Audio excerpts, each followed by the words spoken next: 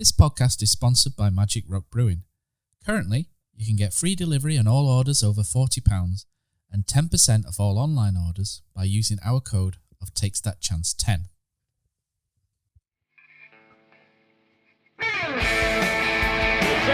Jepson's there, Billy in, a goal, Chris Billy, Huddersfield Town. The most famous goal of Chris Billy's life. Is this the moment for Lee Fowler? It is. Take your place in Division 2, Huddersfield Town. Ruby and Steve Simonson's boots now. He's missed. Steve Simonson clears the frame of the goal and collapses in a heap of tears. Huddersfield Town are promoted. Mustafa Schindler has a chance to write his name in Huddersfield Town legend. And he takes that chance!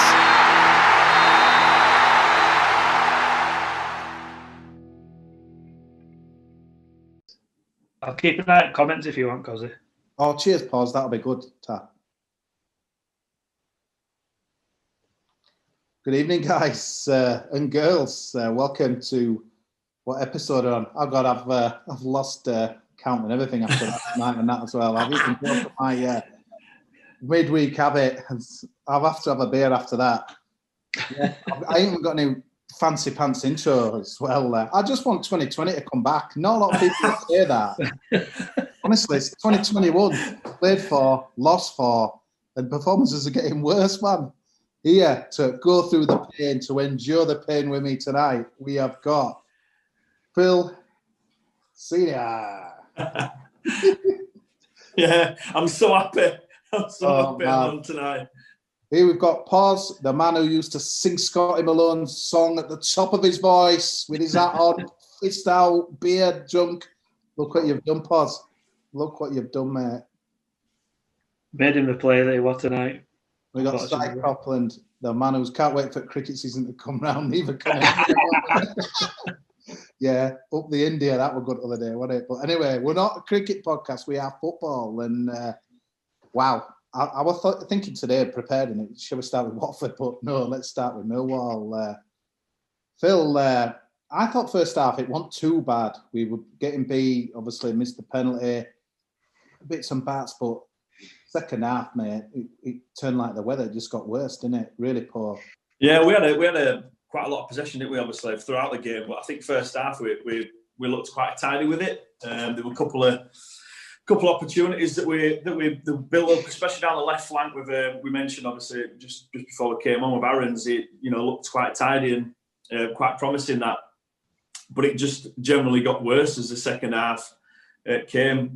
Can we blame the pitch? Can we blame the weather? Because I think the speed of the play. I mean, it's. I hope he's not watching, but it's nice to give him a big head at times. Matty Glennon kind of hit the nail on the head. It was too slow. The movement of the ball was too slow. I don't want to try to go into too much, but were the strikers playing? And it wasn't, and I don't think it was their fault, because I think obviously, it'd be nice when you sat at home if you had a bigger TV and a bigger angle of the lens to see the whole pitch. I'm sure they were working hard and creating space, but the ball never got played into their feet. The centre halves for Millwall must have had an absolute jolly up, because everything was just in front of them, and they were never drawn into a space and creating space in behind. And it was poor, really, wasn't it, second half? Well, pause. Do you not think you should change the way you play then? So it was quite clear to me, kind of at the 60-minute mark, what we were doing wasn't working. It was getting slower and slower and more pedestrian, right to left to right. We were going around in circles, not getting anywhere. To do something different, play some balls, Campbell close toward, bring Phillips on as a number 9 and put some people around him and try and win that second ball. But we never changed. It's difficult. It's difficult, isn't it? Because I can't imagine that a gaffer would not tell the team to play the ball into a striker.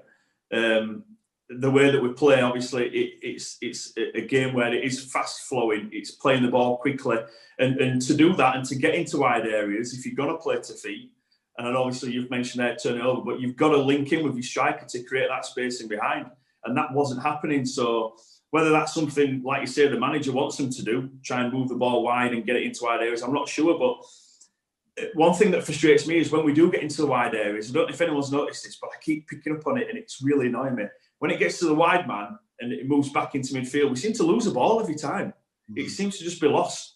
I have no idea why, but there doesn't seem to be that kind of smooth motion of play to get it into the striker. And I do feel for the striker.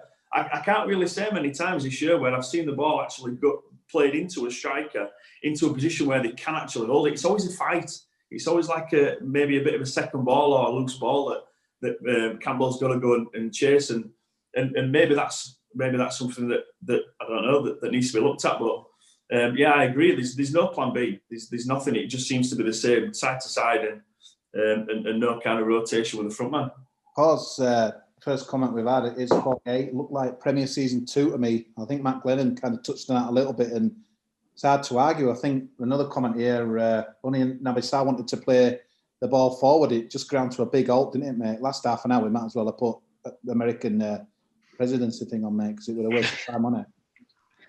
Because you can only play forward if there's players in front of you willing to create space and get on the ball, which tonight, a few times, as Phil said, if you've got a bigger telly, you can see pretty much everybody, but, or a bigger angle. And you could see the midfield. When Sarr had it on halfway line, you could actually see the midfield, and there's no movement. So where's he going to go? Like, Millwall they're just at arm's length all throughout. They had the defence, the midfield, the strikers, and they just sort of marked space, really, rather than sort of marking a man. And we didn't seem to make any sort of movement or attempt. I think, Lewis O'Brien is probably a man who's looking, to try to get onto the ball and take it on half turn and push forward with it. But he seems a shadow of his former self this season. He's not doing. Pozza, I thought O'Brien started well, obviously, the penalty and what have you. He would kind of. First half, he got forward well. It seemed to be second half, it just went. There was just not, was there? Yeah. Like you say, I know he's cold and it's wet and that, but come on, we're not under 10s playing on a Sunday morning. We're professional footballers. If it's cold, you get on with it, don't you? Do you know what I mean? It's a bit of a shoddy excuse and it were cold. I thought we were Yorkshire Northern team supposed to be all right with stuff like that, and Millwall have come up from London and done us. Scott Malone, mate, Man City away. I slammed forgiving for him that day when I were absolutely steaming watching that game in Portugal. I just remembered looking. I thought, Scott Malone's through here against Man City in last minute to keep us up. You know the rest. Tonight, it was just unbelievable, wasn't it, mate? Why him? And what that first goal talk us through it, man. You don't have to be an analyst. Naby Sarr, Okie up. I think Keogh just kind of looked and thought, shit, I've joined a club here that not right good at defending. I think there's only one of the team in there that's conceded more than us, and the weakness were there for all to see, wasn't it, in their goal? Yeah, he obviously takes a corner, kind of, and then breaks for him, and he hangs around at the back post. Not quite sure who's supposed to be picking him up there. I don't know if it's kind of one of the midfield men who should kind of track his running into the box. But Toffolo's inside, I think, Maleko, who picked up a man inside and is just freeing. It's not a bad finish, in fairness. And you're thinking, crikey, it could be a long night. And I think from that point then, we get a bit better, actually. Once the goal's gone in, kind of 10 minutes pass, up to kind of 40-minute mark, I thought, we looked the most like scoring. Danny Ward has a shot saved, which was a good save, arguably kind of the best chance of the night for ourselves. Bakuna lashes one across the box. You kind of think, is that a shot? Is it a cross? Could someone have got on the end of that? But that aside, really, we didn't create much. And you're right, just come back on Scott Malone. Kind of didn't really hold down a place in a town shirt. Was kind of in and out quite quickly, wasn't it? But it'll be a kind of a sweet moment for him coming back to his old ground and taking away 3 points. Yeah, and my kind of thought process, reverse thinking, I'm thinking, well, we can seem to take the lead in so many of these games and balls it up. So let's do it differently this time. Let's come back from behind. And obviously, the perfect chance. And I was saying to Phil just before we went on air, I don't know if it's a town thing.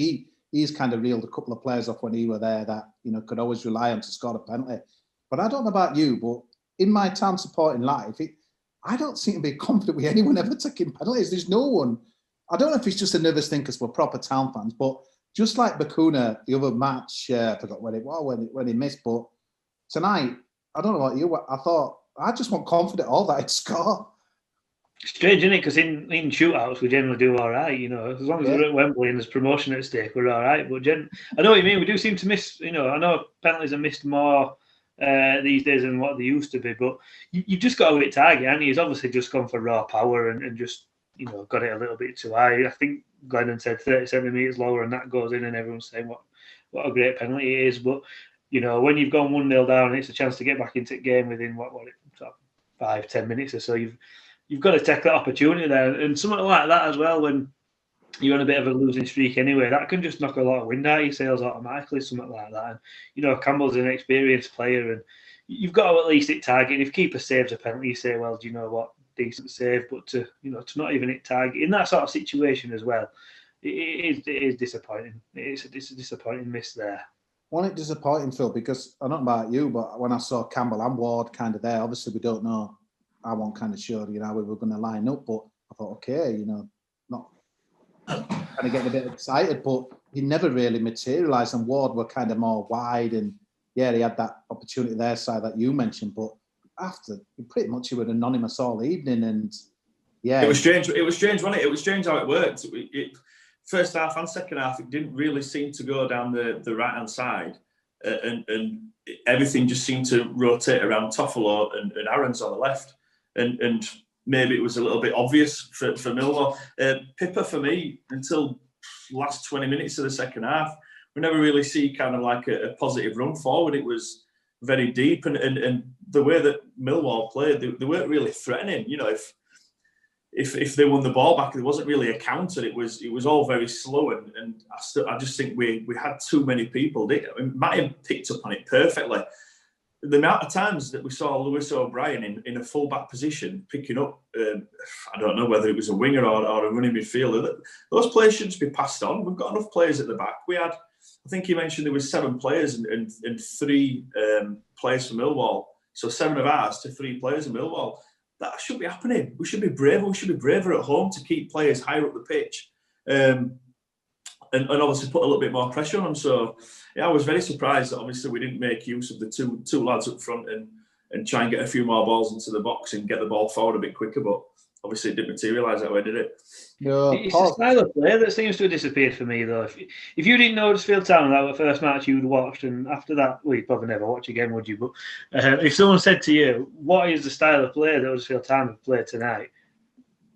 There wasn't one, was there? It was just non-existent. And to compare that to our early season, look how buzzing we were when we were starting off first, 6 or 7 games. You could see there were a plan. It didn't always work, but at least you could see what they were trying to do. Whereas tonight, it were just like watching, football under Cowleys, which everybody used to be moan. It's sideways and then back to the full-back, back to the centre half. We'll pop it forward, pop it back. It was very, very safe, and I think, like I said at the start, you've got to mix it up. It's 70 minutes in and you've had one shot on target, like you said, Danny Ward. I think that was last time Millwall keeper actually touched ball. Someone's commented on YouTube, whether or not that's an actual fact or just said in jest. But it wouldn't surprise me if it was true, because I can't remember another shot after that, apart from dead balls and that sort of stuff. But mix it up a little bit. 5 to go, bang Naby Sarr up front and just launch it to him and just see what happens. Pack the box. I say it many, many times in football, but just cause a little bit of chaos, cause a little bit of confusion, do something different.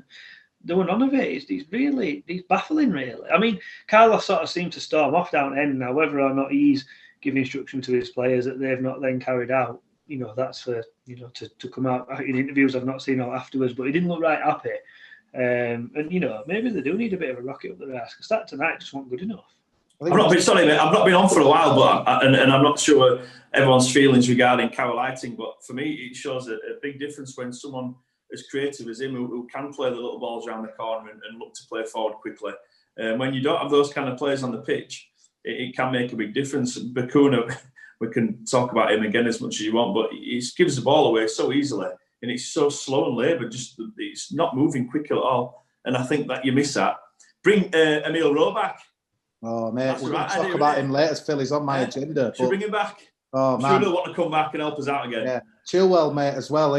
Chelsea are on free fall. They want to come back, confidence back. He'll be happy to, won't he? I think the worrying thing for kind of Old, I could accept the defeat against Reading because they're a good side, and they look good on the day. Plymouth, look at the team, mix and match and stuff, and we kind of give it a good shot. Watford, top team, no problems with that on Saturday. But I thought Millwall were crap, mate, and they've won 1 in 16, I think, something like that. And I just feel like we've lost to such a poor side tonight. It's very difficult to kind of pick up any positives where I could probably give you the positives for the 3 games that we lost that I mentioned before. Do you agree? Yeah, I do agree, mate. I mean, there were a couple of positives, albeit slight ones. I thought Aaron's looked good. Say I haven't played much football. I've kind of been maybe a bit cynical around his signing, given what he's done in the past, but showed quite a bit of desire, I thought, kind of tracked back quite well. Clearly got a bit of a turn of pace, so kind of keen to see what's more to come of him. I thought young Pat Jones looked all right when he came on, kind of turn of pace again. Don't think he's at this level just yet, but for someone who's 17, could be a player there. Looks a player, doesn't he? Yeah, it does. Yeah. And kind of, but you don't want to ruin him before he started, so to speak. And I thought the referee had an half decent game as well, actually, but that's probably where I'll draw the line in terms of positives. Yeah, I agree with your sentiment, Kosi. Watford, that squad's far superior for this league and should be near the top. You'll imagine they'll be either in the automatics or the playoff spots. I think Plymouth share your view. Kind of spoke, I think, before we came on around how it was a very, very different squad for us that we put out that day. But you look at the fixtures to come now. I think we've got Bristol City up next, and you're starting to think, where's the next point going to come from? Bristol City away. They've been a bit hit and miss, but again, kind of play like we have done tonight. Someone messaged the next 3 games that hard so before. You're looking at Luton and Wickham away as kind of games where you must get something from. So it's quite a change from where we were a few weeks back, but that's the nature of the Championship, I guess. Pause. Someone's put a message here, James Garner. Carlos lost his bottle when it comes to his style of play. We were good to watch whether we won or lost at the start of the season, or is it because of the injuries? I do genuinely believe there is something in that. Yeah, you can't. If you're trying to embed a brand new style of football into a club, you've got to remember he's not been here that long, and to have to constantly chop and change his team as often as he has done, injuries, amount of games, fatiguing players and stuff like that, it must be difficult to try and get that style of play. It's a high intensity style of play. There's players that are, you look at some of these young players that are coming in, and how often will they be sort of training, obviously they're in first team squad, but have they been there right from start? So I get I can kind of understand why the style of play might not have developed as much as we. There's one thing for me on that pause, which is in them first 7 games, people didn't know how we were going to play. Teams didn't know how to set up against us. They'd seen very little of Huddersfield Town. We're now halfway into the season, and analysts and coaches will have watched lots of games, will have watched our patterns and presumably set up to defend against those. And that's where we need something different, something kind of alternative. Is it a diagonal ball? Is it something up to number 9, a plan B? For me, anyway, at least, to kind of try and counteract that. Sorry, mate. No, I think you're bang right. So I think it were even as early as Birmingham away. Our main sort of threat very early on seemed to be Toffolo and Pieper. I remember sort of joking on here that as most attacking players are as fullbacks, which is not often the case in football.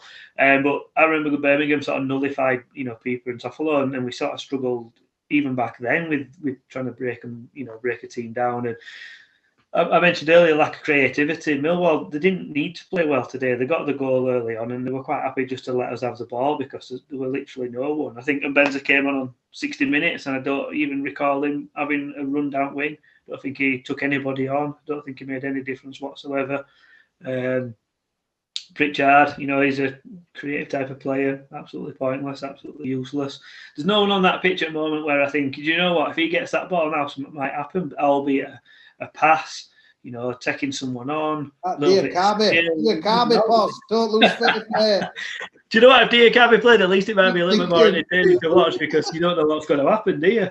No. But do you know what I mean? Though normally you've got a couple of players in your squad that you think, right, get it out to Benza, let him have a run at fullback 2 or 3 times, 3, 4, 5, get some crosses into the box. And tonight it was just absolutely non-existent. The first half, 20 minutes aside, it was just boring. It was poor to watch. I think there's comments coming in on YouTube. I think it's Andy Shutter, long-standing Town fan, and just simply losing interest. Now I know it's difficult when you can't go as well, but I joked on a WhatsApp group with my mates that how many people would have still been in that ground tonight on 86 minutes? You know, you might have, with weather and that, you'd have been lucky to get 16,000 there anyway. You'd be lucky to have 1,600 there at final whistle with that tonight.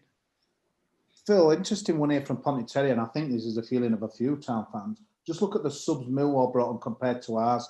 Embarrassing, really. It's so true, isn't it? I mean, they're 16th in the league, you know, bringing experienced players on fresh legs, pros. We are where we are with everything, but it is embarrassing, mate. He's right, isn't it?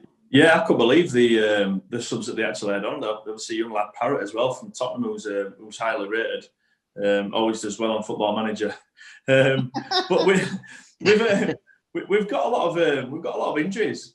So there's a fair few injuries that we've got, and when you look at it, if they're back and fit, we do have a decent bench. You know, it's not. I've said this before. You always look at someone else's bench and think, oh God, yeah, they've got some players.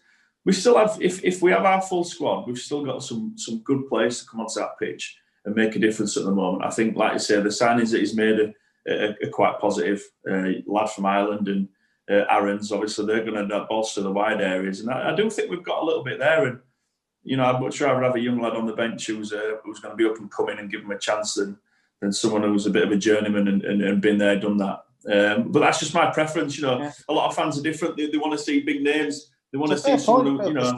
We've been banging about Pritchard for bloody pod after pod. And, yeah, you know, obviously, nothing but the Akabis, you kind of target. You know, yeah. You look at you're a fan of another team, and you look on our bench and you see Pritchard's name and you think, oh yeah, player. Yeah. You know, you know, we know differently from his performances and what he's given us. So for me, I don't really look into that. I don't think it's something that you need to look at. What did Zaha do when he came on today? You know, he didn't do anything. He didn't make a difference. He didn't make a difference to the game. We even took a centre half away because we were that comfortable. So I don't really read into that. I just think we've got a bit of an injury list, and it's not helping. But you know, the proof in the pudding will come when everyone's fit, and who can you bring on to make a difference in the game? And you look, if you bring Koroma back, then obviously one of these wingers who played today would be coming on, and you'd fancy them to make a difference. As it was, Benza did nothing tonight when he came on. It was, you know, a couple of set pieces, that were it. Yeah, I don't know whether they fancied it with a weather or just not fully fit, but he got tackled at one point, and I'm shooting him, and it looked like he went down, and I thought, oh, you won't be staying down on that pitch tonight. You were getting straight back up, and he did. He was straight back up. Koroma's, if I'd have said this in August, you'd have said, you're talking even more crap than normal, Kosmala, but if I'd have said just Koroma be a huge miss for the Huddersfield Town in August, you'd have laughed your head off. And he's such a miss, in it, for us. And it's because he gives us that threat. He can add goals to him and take guys on it. He's such a miss. I'd say, I mean, let's be honest, the start of the season, he was still finding his feet, Carlos. The window still wasn't kind of there. I think this is the first big, I don't like to put pressure on him, because you know what football's like, 4 wins, you're the best ones, 4 defeats, you're the worst. But this is probably the first bit of pressure, really, isn't it, that Carlos has been under. And he looks like a man who lives and kicks every ball, doesn't he? He looks, when you look at him, I just get worried for his health. I just thinking, mate, you're not going to last till you're 50 at this rate if you're kind of just affected kind of by it is. But I think this is for the first time the fans will be thinking, because someone's had a little pop at me, and I get that, because I'm not a big Cowley fan, but apparently Cowley's points per game is better than Carlos's at the moment. But I mean, you could argue that we didn't probably see the best of Danny Cowley, but I still do not think we've seen the best of Carlos. But tonight's football, what a step back though, positive. But like I mentioned it before, like on your Sky remote controller, like you were pressing slow-mo back -16 on it, and it just. But I suppose we've got to try and move on. And Richard Keogh's come in, which again, another one who's divided the fan base, really. I think probably a lot of it is to do with his, shall I say, misdemeanours. He's divided me over. Never pop at me, because I think it's all right. He's actually divided myself over two nights. I looked at the sign. I was like, what an absolute shambles that is. But then when you see him on the pitch tonight, and obviously, you know, with the injury list that we've got at the moment, it's a good signing. You know, he's an experienced player. If you'd have been Phil Hodgkins and Lee Bromby, would you have brought him in? I have no idea. I really have no idea. For me, like insight, man. For me, well, I think there's a little bit of background info, isn't there? So, like, within the game, you generally get to know what players are like. So they'll have their heads up in terms of what he's like as a character. Everybody makes mistakes. it's easy to say, oh yeah, well, we shouldn't bring him in because he's done this and that. People outside of football have done stupid things. They do it all the time. I go down to my local booze and you listen to people talking about what they've been up to. If that were a footballer, everyone would be saying they're absolutely horrible person and this and that. So people have opinions. He's had a decent career. He's a decent player. But I mean, I'm one of those people that thought it straight away, like, what a bad signing, look what he's done, blah, blah, blah. Well, it's end of the day, people do silly things, don't they? What's he going to do now for us? I think it's one of them, Phil, like you say, you see the name Richard Keogh and you heard all the pre-talk for the season, we're going to invest in youth, we're going to do this, we're going to bring players through, we're looking at young players. Then you think, I sound, 34-year-old centre-half, that don't fit in. And immediately you sort of think, wow, that's crap, is that? What's the point? But if you take a step back and actually look at the situation that we're in, for me, it's not a good sign, it's not a bad sign, it's an understandable signing, as I would describe it. We have got injuries. We've got Elphick out. We've got Stearman out. We've got Schindler out. We're relying on Sarr, Critchlow, Edmonds Green. Carlos has come out tonight and said that, he's not playing Critchlow because he didn't want to do long-term damage by playing so many games. So if you take away that, who are we going to play at centre-half tonight? If you don't sign Keogh, who are we going to get? We obviously only want it as a short-term thing, so... a lot, I put it on Twitter after the match that it's a decent thing, and wow, my inbox blew up with people calling me all sorts. It was pretty funny actually. To be fair, some good debate, but I think you were one of them calling me all sorts. But give us some examples. What have you been called? I'll forward you them on, Phil. But for me, you've got to look at the situation. If Town are only wanting it to play for 6 months, not many players are going to want to move club now just for 6 months. Bearing in mind COVID. They're going to be looking at 18-month contracts. Phil, for example, if you wanted to move as a player now, you'd be thinking, do you know what? I might only have a bit left on my contract here, so wherever I go, I want at least 18 months because I want the rest of this season, next season. I've seen players like, why don't we go get so-and-so? Why don't we go get this player? Why don't we go get that player? People spend too much time playing FIFA and Football Manager where you just log on and you just go, right, I'll have him. And in football, it doesn't work like that. For a start, you've got to have a player that wants to come to you. Keogh, for all we know, might have been 6 on a list of 200 players that we've identified, and we've gone for number 1, and they've gone, do you know what, I don't fancy it, and we've worked his way down, and there'll be players on a decent amount of money elsewhere. And I think to get someone in like that, he played, I think 40 plus games at Derby, or for 5 seasons in a row. People always crap when he played for us last time. It was 14 years ago when he played for us last time. Players improve over time. You don't play 40 plus games. Still were there 5 seasons in a row for Derby. We're generally at top if you're not a decent player. I weren't there. I think the report of 250,000 is probably a little bit too much for my money. How much? I think that's a lot of money. That's what I've seen it quoted as 250,000. So for did we get any money for Haber? If we have and it's offset that, then for me that'd be a decent swap. If we've got rid of Hamer and brought Keogh in, and we're no worse off financially, then for me, one of the things for me for Keogh is he's coming from a lower club and he's wanting to come back up into the Championship and prove himself. It's not a drop down and have a bit of a jolly up and take a bit of money. He's actually wanting to prove himself and to play at a high level again. So at least that's a positive. This is a really good comment here. It made me laugh. At the moment, we're like a donut. Absolutely nothing in the middle.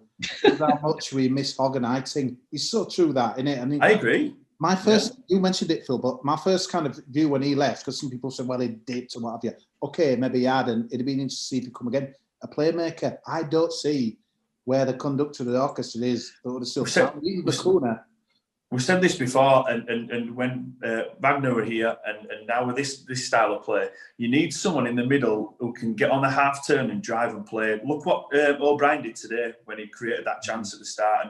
And to be fair, Bakuna should have just side-footed it instead of trying to smack it with his laces.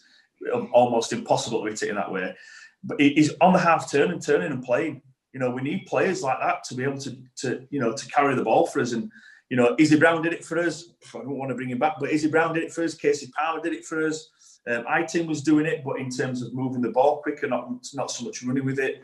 These kind of players are really important in the formation as we're playing now, and we don't seem to have that kind of player in there. I think O'Brien's probably the closest that you can probably get in terms of his low centre of gravity, being able to turn and spin a player. But for me, this is now we've gone from we need some players out wide to help us a little bit. Now we've gone to we're going to do it all year that way. Now we need someone who's played it all. We need someone who can, Pritchard should be that player. How many times do we say it? Should be that player that can get in the pocket, turn and drive at players. And we're not getting that from him. So now that's our new signing. We need one. Does anybody know of one? He's linked in with QPR, Birmingham, and tell me that third team that's been in it wasn't Derby, was it? Or someone else, but you just I think. I said to my dad last night, my dad mentioned that, and I says, you watch. I says, he's going to absolutely smash it. He'll rock up to a place like QPR. It's always one of those clubs. He'll rock up somewhere like that, and he'll actually be an absolute genius. Josh Jennings has said we should embrace the roller coaster side. He's right, isn't it? I think I'm still embracing it, and I'm not worried because we've got a good cushion, and still will be comfy. But I just think it's this. I think it's just. I was one for the cup. I was one that nailed my colours to the mast, not too bothered, etc., etc. Didn't sound like we had much choice for the team, but I think just on that 4 kind of defeats in a row and what have you, there's a bit of pressure kind of on now, isn't there? And that's well, Carlos. But there'll be no one. The trouble is, he's such a novice of a coach. He's learning the game as well, isn't he? And it's got to be so much different when you're on your own. Obviously, he's been under some high-profile guys. He's got to work it out as well, hasn't he? And obviously, everyone's a manager out there on watching on iFollow and on at the sidelines. But I think we forget that he's learning. It's a lot of inexperience all over the club at the moment for me, whether it be on the pitch or off the pitch. And you're going to get this, aren't you? Yeah, I think it's showing a little bit. There's ups and downs. I think you need to take tonight's game in isolation a little bit. If we have 3 or 4 more of these bad performances, then you start to perhaps come to some different conclusions. But I think given some of the football we've seen this season and some of the highlights and some of the goals, you need to cut people a little bit slack. And as much as I've kind of just criticised tonight's performance, and I don't think anyone can credibly say it was good enough and aggressive enough, I think the performance against Bristol City next up could be very, very different. And we could be having quite a different kind of conversation and chat around that game afterwards. So wouldn't want us to kind of panic just yet. I think kind of a lot of us would have bitten our hands off at the start of the season to be where we are in the table. The Championship will be a topsy-turvy league. We'll win some, we'll lose some between now and the end. For me, it's still around next season and kind of the squad we get in place for next year to hit the ground running, really. And I think we've seen some steps towards that with people like Aarons coming in. I'm a little bit on the other side of the fence around Keogh. I think for me personally, we needed a right-sided centre-half. Critchlow and Sarkar played together. They're both left-footed. And with Edmonds Green potentially out for a little while as well, I think it was the right signing in that respect. I'm just not necessarily convinced it was the right person for me. And take your point, Phil, definitely about kind of we've all made mistakes, you have. But at the same time, I think for me, I want my football club to represent kind of, what am I trying to say? I think I want the football club to kind of represent values and stuff. And I'm not sure it really has done with that signing. Next. No, there's no morals in football, though, is there? We've signed Danny Simpson last year, who, no one seems to be up in arms about his previous. We've had Adam Hamill at club, who, beat up a paramedic. We've had people like Darren Bullock and Ronnie Jepson who have had run-ins. I know it was probably a little bit of a different time there, but some people sort of use that as a reason just to have a go at club. And bear in mind, I know, what he did were obviously really wrong, but, as Phil says, there's people calling him out for that have probably done, I've got a wheel of a car and done worse without actually getting caught. And what did Keogh actually do? Moral high ground at some points, but what did he actually do, Keogh? He was passenger, wasn't he? Drink driving. Lawrence was driving. Was he driving? Yeah, so Keogh was passenger. Penny won it. That other guy who played tonight at Millwall. Was Keogh the passenger? Yeah. Yeah. So he was drunk and sat in a car. But Phil, he got sacked by Derby, and it sounds like today a story broke on it that he's going to be winning the case against him and getting £2 million. So he's had a good few days, Richard Keogh. That's probably why he's only taking a 6-month deal at town, because as soon as that drops in his bank account, Boots will be just missed out on a clean sheet tonight, there. Jonathan Cruikshank says that rumour we're in for Barry Bannon. I can't. Well, that'd be sensational, but I don't know. Straight swap for Eiting. Oh man, very similar players, aren't they? I've been dying to get you on, and we've got to touch on Watford because I reckon there's 1 billion of town fans WhatsApp groups on Saturday, approximately 4:20. What the F Schofield? What you're doing? What is he doing? Etc. If ours is groups anything go by, mate, you've been there, you've done it, you've won a T-shirt. I suppose, do you have the sympathy because that was your job, or are you as frustrated as we are? I bet you must have sympathy, mate, for that. Well, the pass back. Just for the whole scenario, really, just being an I was surprised really because I think he's really lively behind the back four, and he just looked a little bit flat-footed to me. That was my kind of. I've not really looked at it in too much detail. It looked a decent enough pass. He just looked a little bit flat-footed, but it's just one of those, isn't it? I wouldn't really hold it against him. We've said this a number of times, how many touches he had with his feet tonight. They're comfortable in playing it back to him.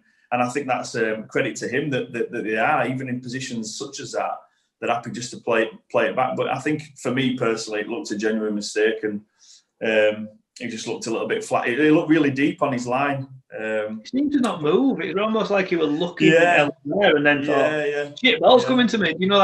If he's looking for a pass, if he's like one step ahead. If it comes back to me, I'm going to do this. Yeah, definitely. By the time he realised it were on its way, because, as a joke before, I didn't watch it on Saturday because I was busy decorating. And I saw it goal, on Quest on Sunday morning and went, but I knew he'd made a mistake, but I'd not seen it. I'd not heard out about it. So I presumed it were an handling error or, something of that nature. And then, so the ball's rolling back to him, and I'm thinking, is he going to move? What is someone holding on to him? What's going to happen? And then all of a sudden, it's in net, and it was like he zoned out for 10 seconds or something. Whether or not, But I don't know if you lot are looking. You lot might not look at the same way, but I look at tonight. I look at his performance tonight, and he wanted to get on the ball again. That's brilliant for me. That's I'll take more out of that than the mistake that he made. We weren't going to win on Saturday, but I take that now he's still confident in trying to get hold of it, and he's still trying to ping those little diags and play little 5-yard passes to his centre half. So keeper's union. I look at it differently. that Watford game at home, you could argue his saves there got us a win. So balance out. Young players, they're going to make mistakes. Something as simple as that. They're young players. They make mistakes. It's not kind of rocket science. It don't matter now because he stayed on the pitch and he scored the winner last night against Barnsley. But what were your view on Troy Deeney's assault on Bacuna? Because a lot of town fans, and I get it, because Bacuna loves a bit of theatrics, but to me, it didn't matter whether it was Bacuna or Webber, Johnny Ogg. For me, that's in Premier League, that's a red, I think. You know what? If you're looking back on slow motion, the way that he comes in, he means that as well. That's not a mistimed tackle. That's obviously, I don't know what happened just prior to that. I don't know if he's miscontrolled it or whatever. But the way that he comes across and swings his leg there, that's intentional to maybe to win the ball, but it's intentional to put a strong tackle in on Bacuna there for me. And as you say, because that in Prem, that's a straight red. Is that? It's from behind, isn't it? It's from behind and kind of to the side. It's a naughty tackle, but Bacuna's naughty in himself because he always plays that late pass. He always leaves it really late and then waits and kind of draws the tackling and then touches it and then he always brings in a tackle. I thought it was naughty. Yellow card for me. Was bad, but I'm not quite sure. It's a red, personally. Don't like the bloke though.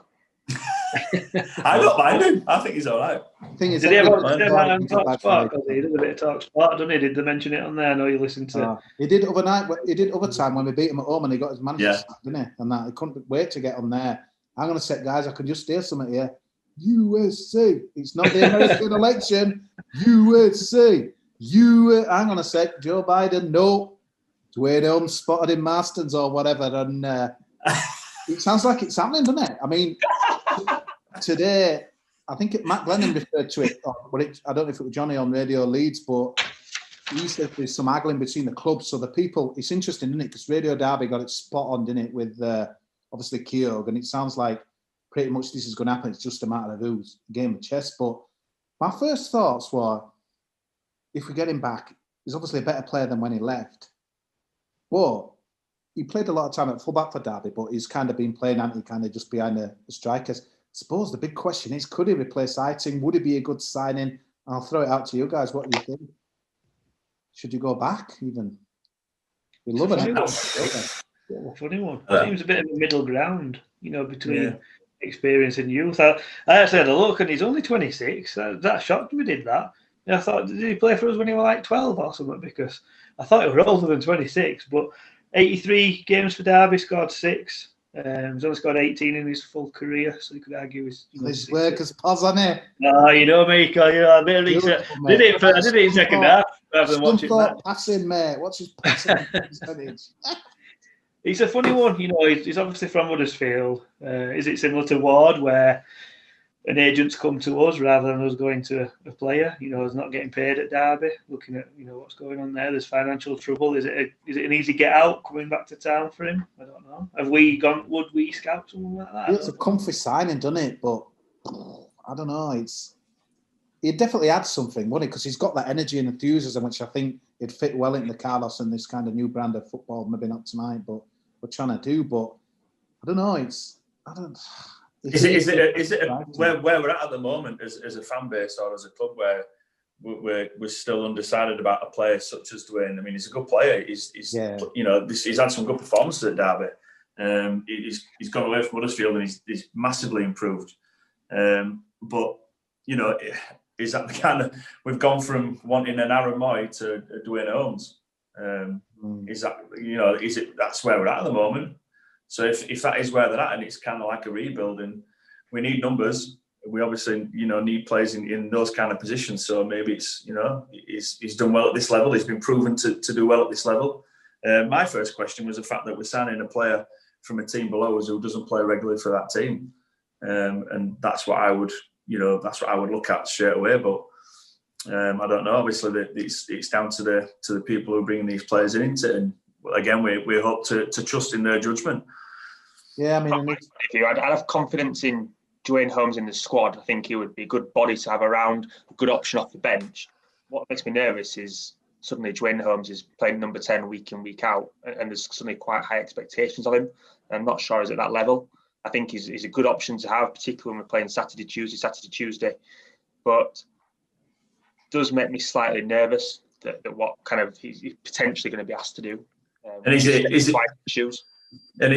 he taking a clear spot there on a bench or a position in the team away from these young kids who we're hoping to develop, who we're spending a lot of time and effort on to try and mould into a way that we want them to play?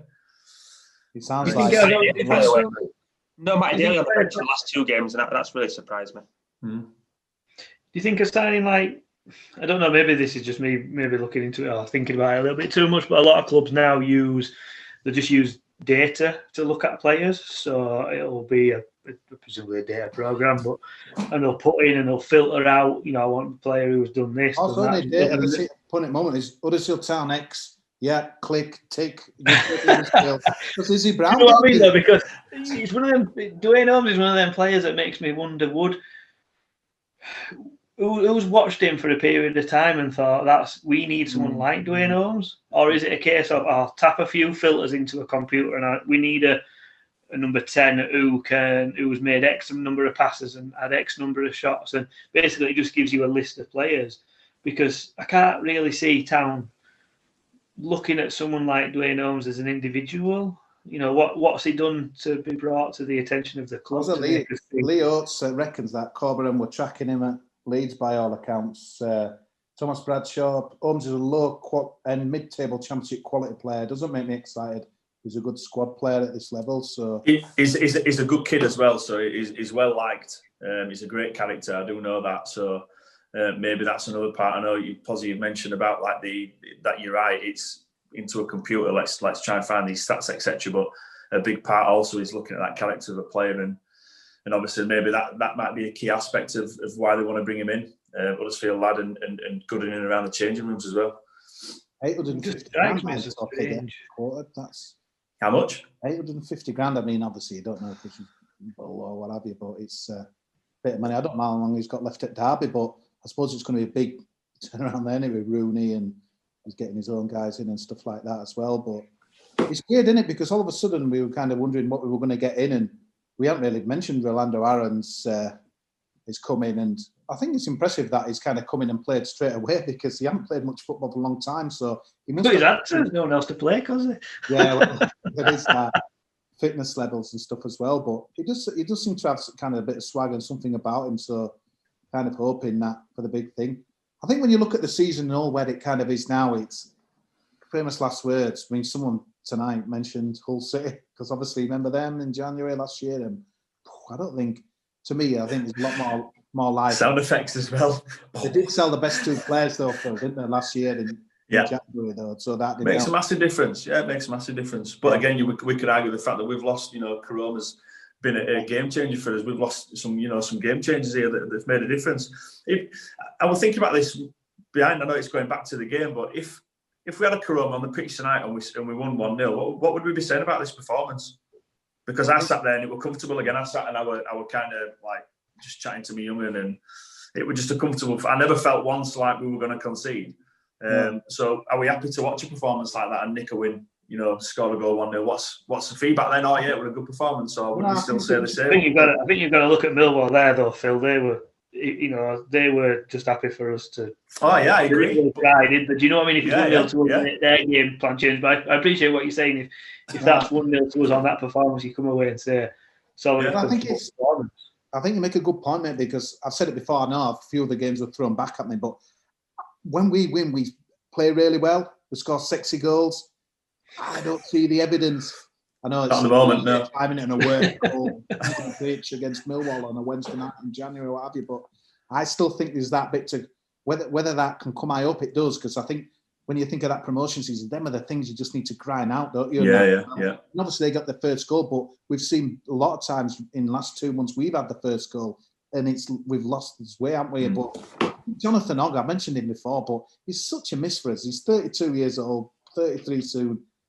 All right, he's probably past his peak, but mate, I just don't know when Jonathan Ogg says relaxed. What would he have made different tonight in that game, Oggy, for the way he plays? What would he have changed? Because I thought Vallejo, probably a better version. I thought he looked decent. Yeah, I don't know, Phil. It's almost like he's shouting at more people. That's what it is. Yeah. It's almost like that assurance, Phil. I don't know. Sometimes when you is it for you? Is it just to make you feel better? I just like Oggy's on pitch. I'm happy. Yeah. I think for me, Alex Vallejo did a good job, but did we need 3 centre halves at certain times? It was very deep. Again, we kind of recycled the possession really well. It looked really attractive, but it was no end product.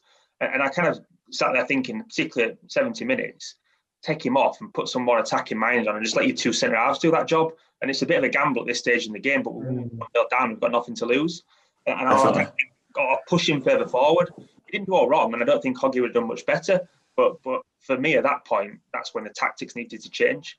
I thought second half. I thought first half it looked really, really, really comfortable. I thought second half it should have been changed straight away. I'm surprised it didn't, to be honest. But we had opportunity to push people further forward, and we just didn't. Well, that's slightly worrying for a manager not to be able to see that, or whether it just, like you say, that's his plan A and he sticks to it, and we don't change. So, what's your view on all the injuries at the moment?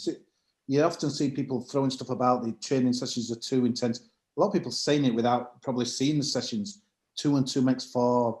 Bielsa kind of running guys into the ground, leads, etc. And I don't know, is it just unlucky, or do you think there's something in it? What do you kind of? Yeah, it depends, doesn't it? I think you look at Liverpool this season, all their injuries. Last season they were very lucky, weren't they? You could argue with the fact that they were so fortunate that there weren't many injuries, that they had that consistency and won the league through that. And this year it's obviously changed. I think, I don't know if it's training methods. I think now your sports scientists are very aware of how hard you're training. I don't know how in-depth they are at Huddersfield, but there's a lot of data that's taken in terms of like your blood readings and your GPS and your heart rates and blood pressure, etc. So you would have thought they'd be well looked after.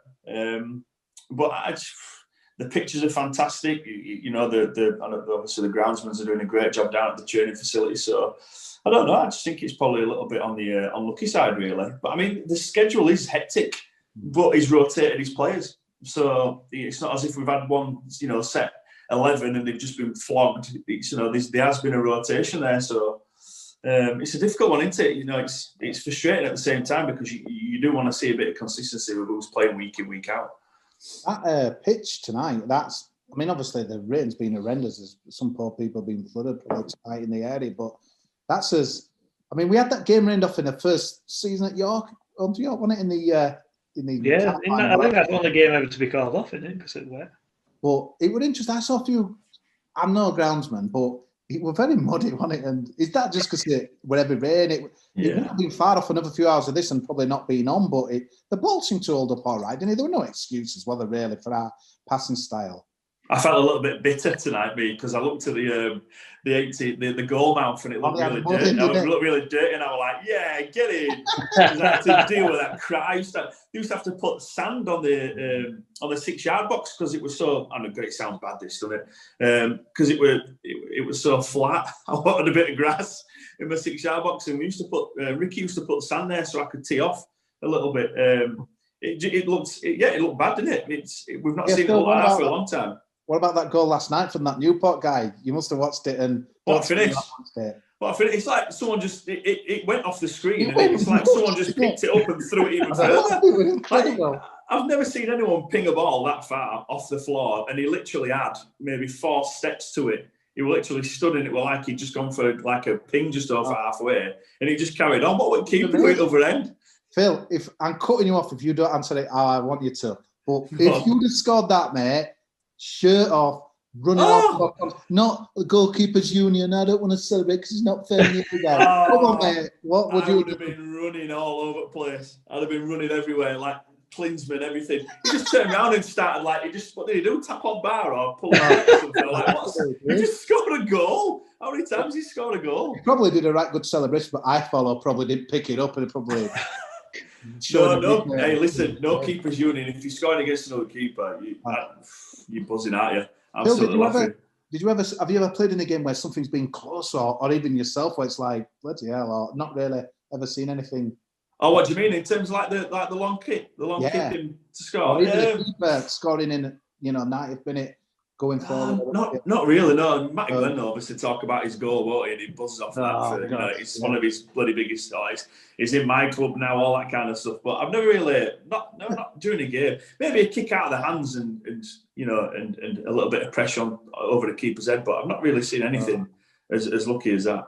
Just wrapping the transfer kind of business up. So obviously, what is it? January the 20th? Is it 19th? 20th, yeah.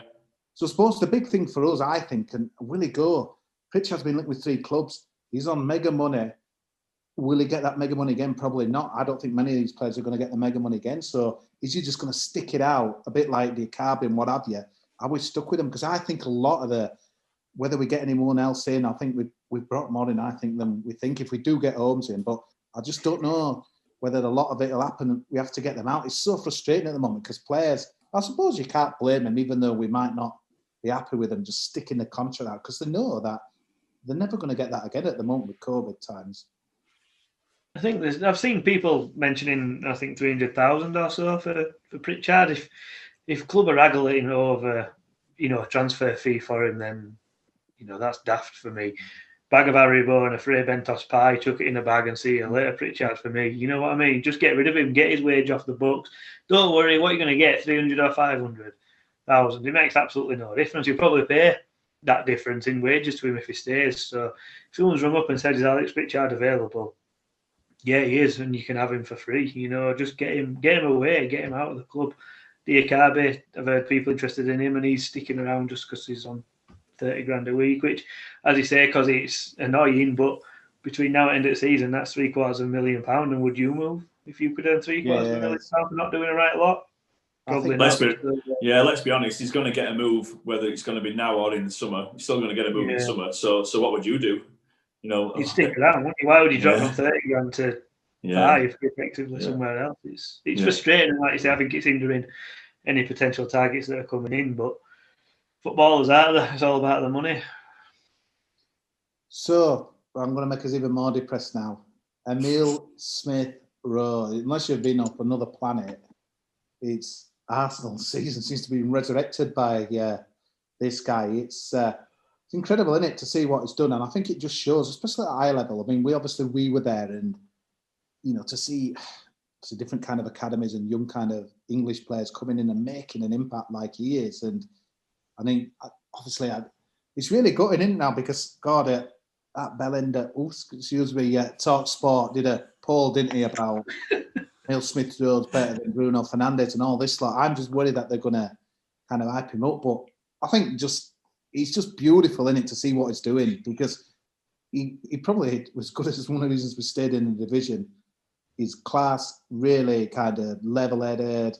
I love seeing him make an impact, and I suppose Arsenal fans will be comparing him to Wilshere, but Emile Smith-Rowe, it's I don't know. I feel like a bit of a dad with his son. It's like a proud father, Kosi. It's great, mate, isn't it? It's brilliant to see what he's doing, isn't it? I tell you, mate, price it up for that Euro 21 squad. Get it priced up, mate. I think he'll sneak in, me. It's really good to see, isn't it? One side. I would say with him and Chilwell, you noticed kind of the talent immediately.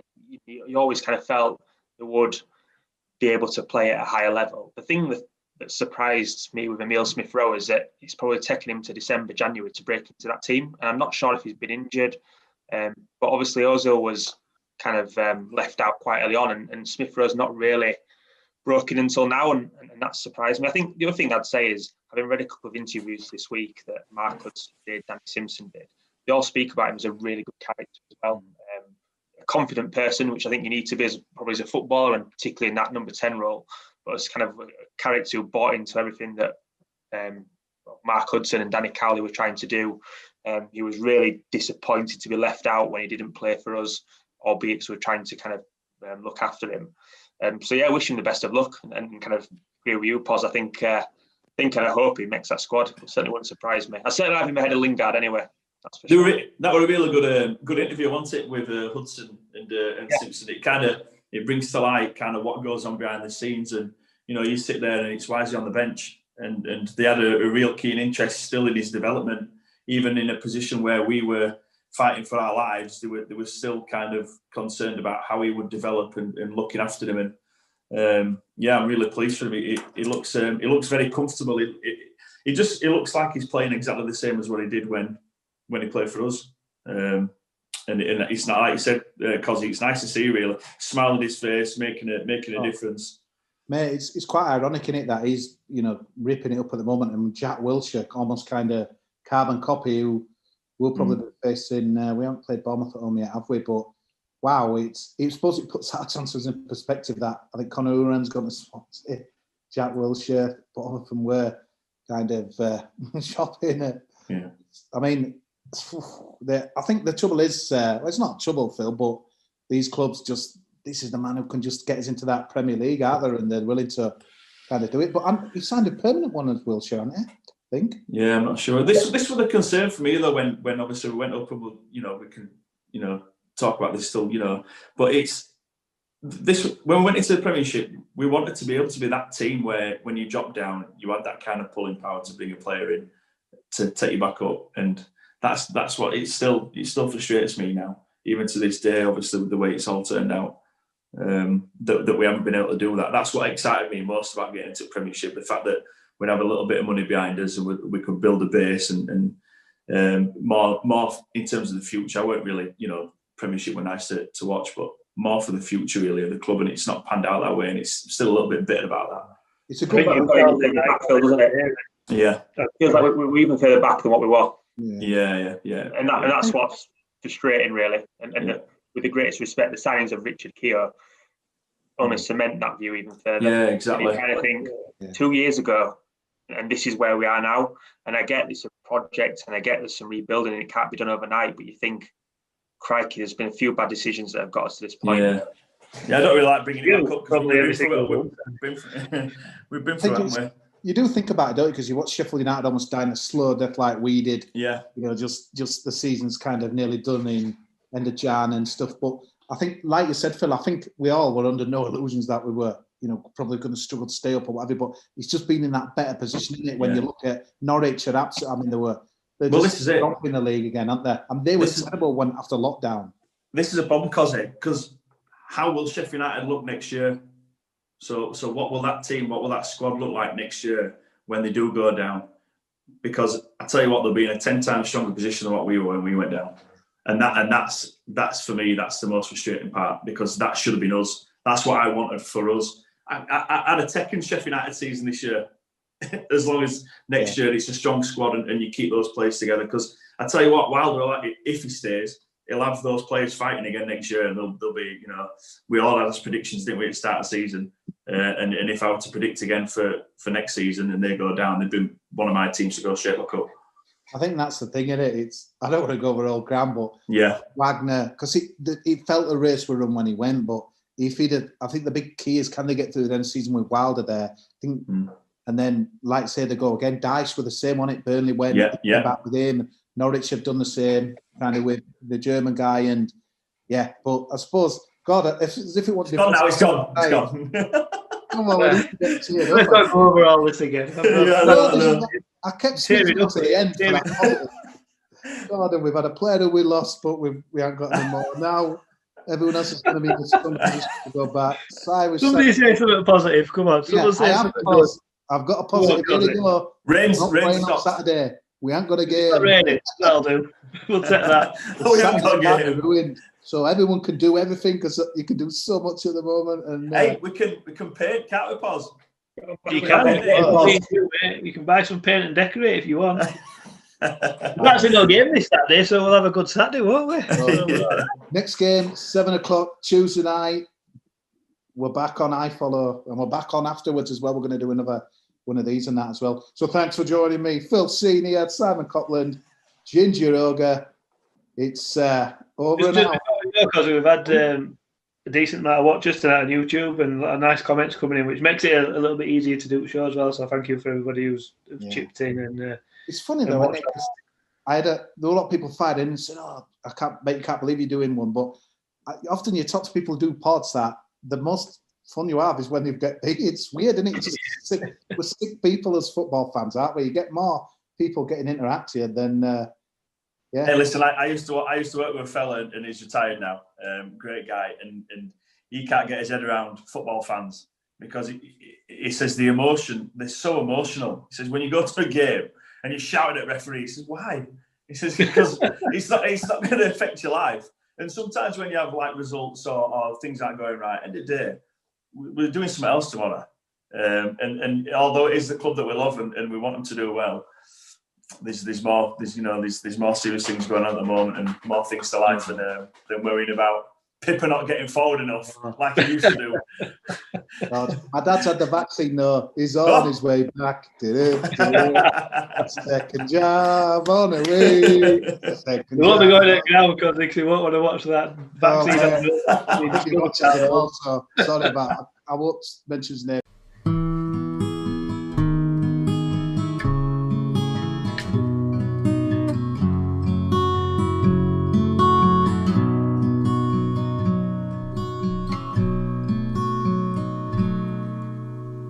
There's a team that is dear to its followers.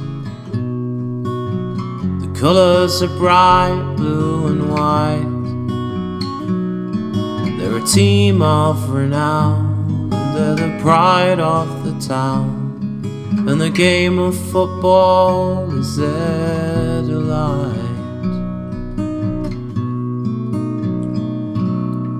And all the while upon the field of play, thousands loudly cheer them on the way.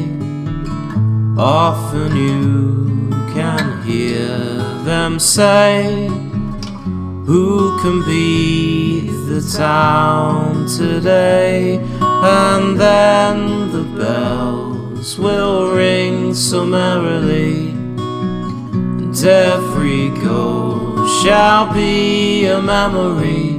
So town, play up and bring that cup back to Huddersfield.